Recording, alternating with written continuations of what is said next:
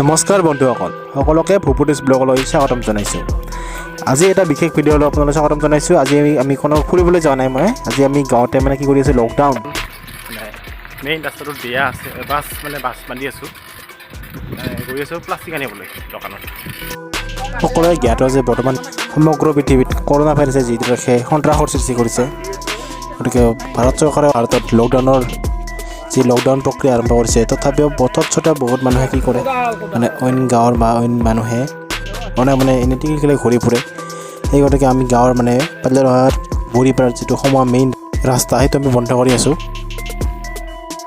আমাৰ মামা, দাদা, খুৰা আৰু কিছুমান মই বন্ধু আমি একলগ হৈ গোটেই ৰাস্তাটো আমি লকডাউন কৰি আছোঁ। তথাপিও আমি এম্বুলেঞ্চ আদি যোৱাৰ কাৰণে ৰাস্তাটো খোলা ৰাখিছোঁ, যাতে এম্বুলেঞ্চ বা পুলিচৰ গাড়ী আদি পাৰ হৈ যাব পাৰে।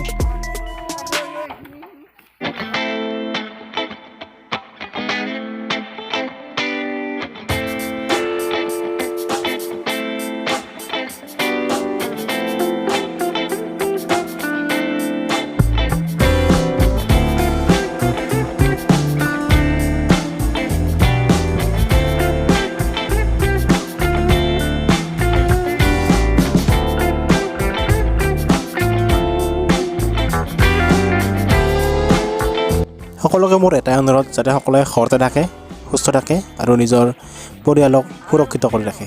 ধন্যবাদ।